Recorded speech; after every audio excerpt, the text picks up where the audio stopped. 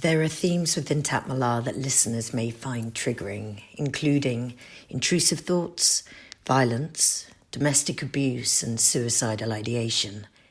If any of the topics in this episode speak to you, you're not alone. We have partnered with SAD, who host an online support group every Thursday, aptly named Shits and Giggles. Wherever you are on your journey, SAD offers a chance to connect, to be heard and supported by this incredible group of survivors. We've put the link in the show notes, so please get in touch. If you want to become an ally, follow us, rate, review, share, and we can grow this community and help anyone trying to escape an abusive relationship. With each episode, we gain in strength, numbers, and confidence, and are proud to share an initiative we've been working on. We want to implement a domestic violence disclosure scheme in Portugal to prevent any more deaths at the hands of domestic abusers. And with your virtual signature, we are one step closer, as there really is safety in numbers. So please add your name at the link below. Head over to www.change.org/domestic violence disclosure scheme PT. Thank you for listening. Dear Paige, I'm back. I think I'm okay. I've got a doozy for you. I feel it's time to mention that after every time I attempted to leave Baked Beans, his rage and efforts to lure me back in became progressively more unhinged. Being away from him all this time has given me, even as terrifying as it has been, the opportunity to realise the pattern. He'd take any chance to remind me of his influence. And it took this last time, using a child being molested as bait, for me to see it. I'm an educator, and in my mind, I see myself in that role as a protector of children. And so this fucked my brain up, as my OCD makes me compelled to help, else my brain tells me something bad will happen to someone that I love if I don't. I'd made a promise to you, Paige, that I would not go back, and that's why I couldn't not pick up the shit stick. That's why I didn't help that girl and her mum, and I am sorry about that. This was so overwhelming, and my terrified OCD raging brain just couldn't take any more coercion. This was a new low even for Baked Beans, extorting other people's pain in a really sick way to lure me in. It's just a step too far. I spent the whole weekend getting myself pretty riled up, you know. I wore loose black shorts and a loose black t-shirt, comfort, just pure comfort trainers on, and in a public place, and I was determined to get this cunt to leave me the fuck alone. My self-doubt was really high. I hadn't really been listening to my instincts about him. All the namesayers had just gotten to me, really. This made me really sad. I was so depleted of self-worth at this time that I went to meet him, and that was really dangerous. But I went, and I got there a little bit early, and I rooted myself down, crossed my legs, and felt calm. I knew I wasn't going to be gaslit today. I began to breathe deeply.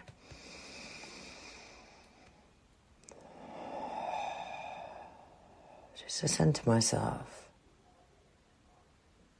at this beautiful highway of peace within me.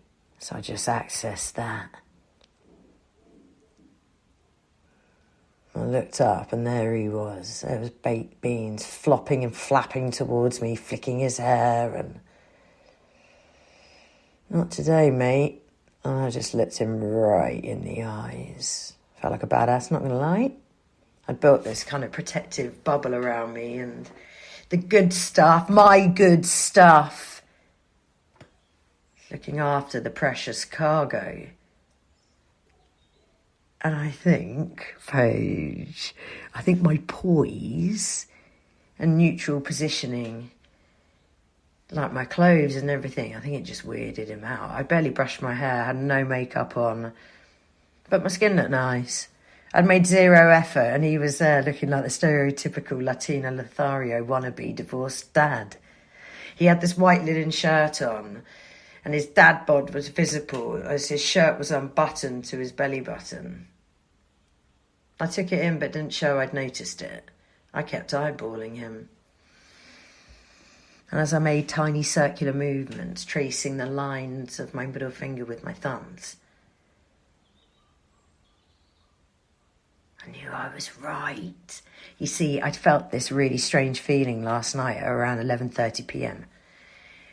I felt like he'd connected with someone else, and I was giddy. Well, that's it, he's moved on. Everything's going to be all right. I mean, he's not going to harass me anymore if he's got a new girlfriend. Yes! But then I felt really guilty for being relieved. But I saw the way he was walking. Oh, brilliant. So I knew with confidence that whatever he threw at me, I'd handle. Because my instincts had been right. And I was pretty pissed off. And so if he was going to lamp me one, I was happy to give it my best back. You see, this morning, I'd been given the news that I had contracted 2 STDs from baked beans. So this Latino lover performance coming towards me as he sat down, I was looking forward to the moment. You see, I was going to have to slip it in.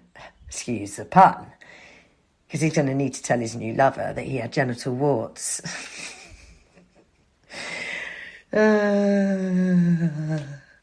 were a few good moments in all of this. He'd also given me the HBB cancer gene. That's why I held this motherfucker's gaze. He'd knocked me black and blue saying I cheated on him. And all along, it was him. This fucker had repeatedly abused me for sleeping with men. And yet I sat there, the one who actually hadn't cheated on him at all. With not one, but 2 sexually transmitted diseases. Go figure. And because I was able to keep myself at a distance from him, it helped me to see that he created this whole drama about it.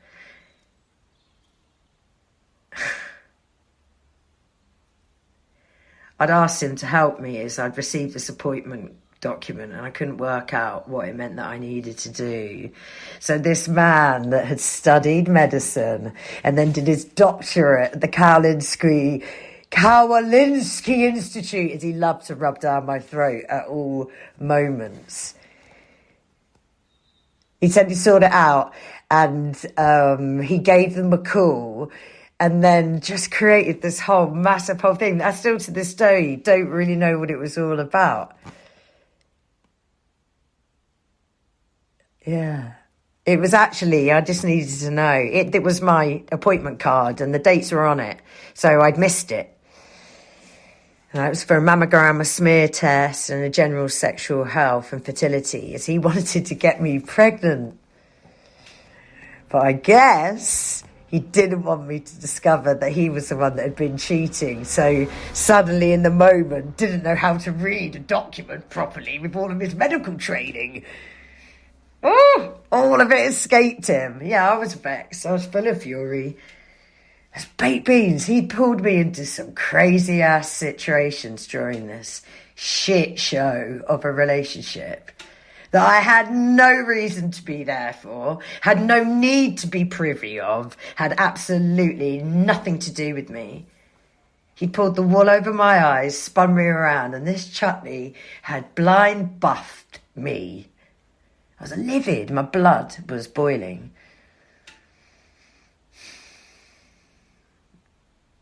It was such a reality check and kind of pushed me closer and closer to the edge as I realised I'd been living a different reality, and it was one that he'd created. He had this character of girlfriend in mind for this whole performance, and I was reading for the part of girlfriend, but had no idea. I was just coming as myself, warts and all. My human self. I am a human. I'm not great. Yeah. It was just all a role. None of this was real. I was just reading for the part of his girlfriend. That's it.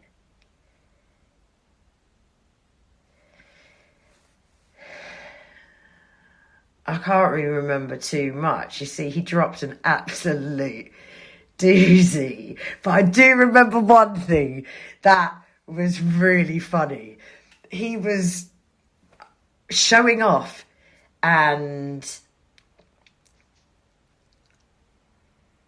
trying to... He'd fucked me over with a load of money, and he was trying to sort of offer me money. I don't know. It was all really, really weird. He was trying to offer me money while also saying that I shouldn't be talking about anything that had happened between us. I mean, did it feel a little bit like silence money? Yeah, maybe. But hey, whatever. I didn't really understand, and I didn't really care to. It was just another one of his pinging around from thing to thing. Anyway, the point is, he said that he was putting on this party at this hotel that was near us. And he said that I should come down. He was going to be with his new Italian friends. So obviously his new girlfriend or whatever was Italian. Fine, brilliant. And I should come down. And that he'd booked my ex-boyfriend. Now, I'd seen the poster and I flashed and realised exactly what he was talking about. And it wasn't my ex-boyfriend at all. But I just let him. I just let him fritter about and talk, and I just sat very, very calm. I only had one thing to say: leave me the fuck alone. So I wasn't needing to say too much. Anyway, so he phones the guy whose hotel it is, the venue. The guy didn't even know who he was, and it was perfect. It was a perfect moment where I was able to test the theory out. Men fear being laughed at, women fear being killed. But the thing is, you see, because I flipped the switch within me, which is I literally don't give a shit anymore. I have had it. I've had enough. So I sat there and I chuckled. I did a little chortle. And he started to get angry. I could see the rage, and we were in a public place. So I was sitting there, and I'm going to be honest, Paige, a bit cocky, a bit smug, because I also know that I'm about to drop in that he's got 2 STDs, and then it was him that gave them to me. Yeah. Anyway, this motherfucker, Paige, this motherfucker, with all of the audacity of a world leader dodging war crimes, reels off another poor me drama-rama. Now move to the edge of your seat. I don't know where you're reading this from, Paige. This is an absolute corker. Mr. Baked Beans tells me that his ex-wife is suing him and taking out a restraining order, going for full custody. He mentioned all 3, but was jumping around like it was Spaghetti Junction type of confusion tactics going on. So he said I would be called to give evidence to back him up.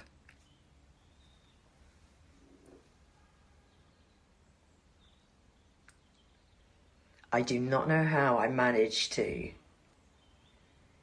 But I pressed my fingertips in. Press the fingertips together and I circled the motions, just pressing really, really hard, trying not to be sick. And I watched him kind of getting off on it, getting pumped up, puffed up. And I watched his legs open wider and he sat back more casually. What he didn't notice was my brief disgust on my face.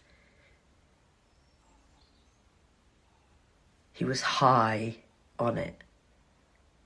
I wanted to vomit. Panic attack was like heaving heftily through my body. And I was so scared of short-circuiting right there and exploding in front of him from the audacity of it all. But in for a penny, in for a pound. So I took my moment, faked concern and shock at such a thing, and asked what I didn't understand, what was on the list. Are you ready? Stalking, assault, domestic abuse, financial abuse, and I think he mentioned rape. I was so angry. I was stretched beyond capacity like DC-10s during the closing weekend in Ibiza, packed and rammed through, ready to explode with energetic force.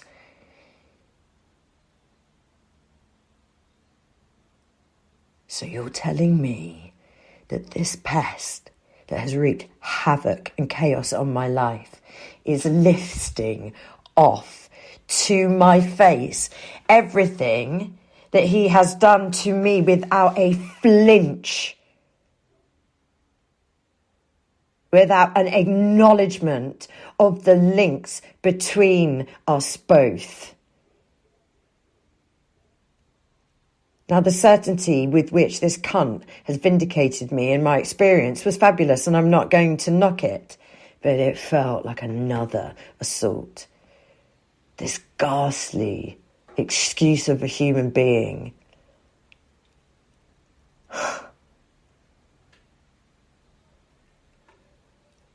He thinks he's so singularly remarkable.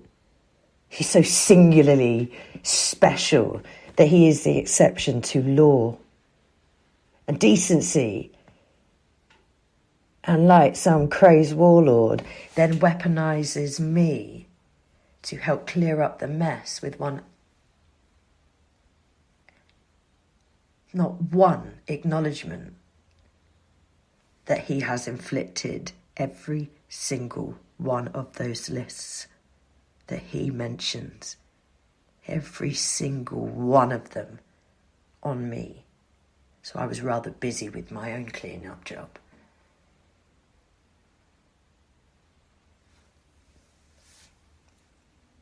I thought I needed to get in contact with the ex-wife.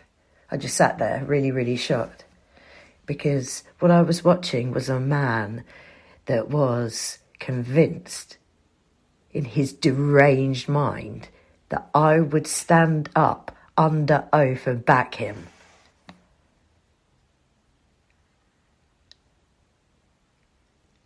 I felt like I owed his ex-wife an apology for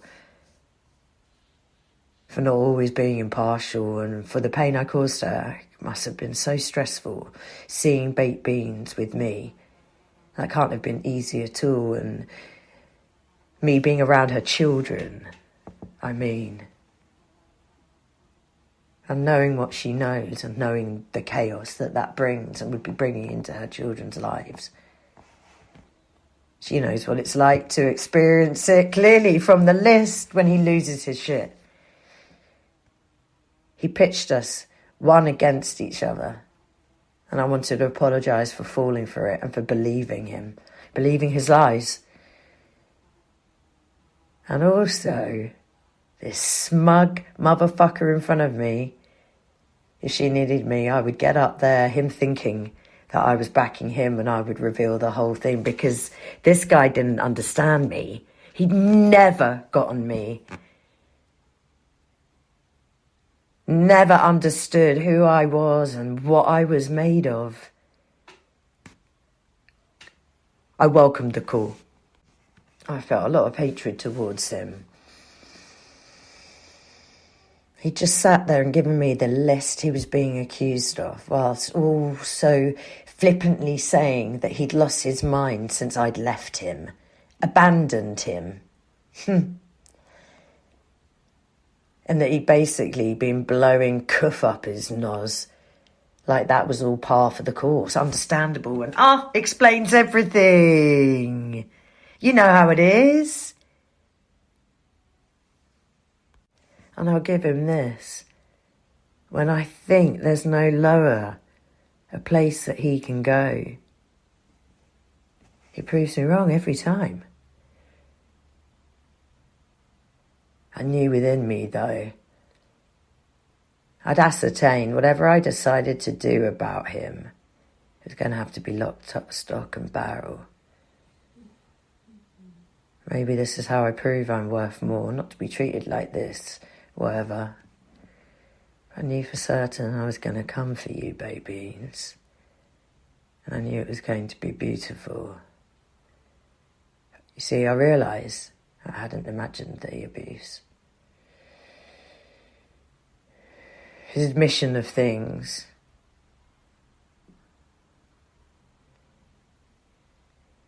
This was a pretty dark moment, but it amplified the start of Sad Survivors. I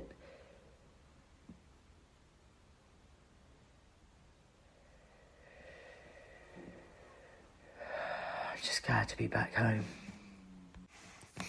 You know what he did? Another ridiculous thing. He went to kiss me. Not a snog, but like, on my cheeks or whatever. And sort of, I don't know, it was all just so weird. Can you imagine it? Paige, seriously, just please try. I sat there and my abuser listed off everything that he did to me to my face. Imagine that. With not a care in the world. Not a smidge of an idea of what he'd just done. I don't know about you, but that's pretty terrifying. Sorry, hold on a minute, Paige. Oh my God, Baked Beans is calling. What?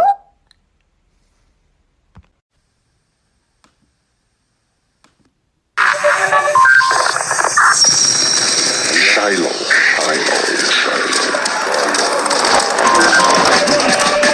Ancient traditions mingled with new aspirations.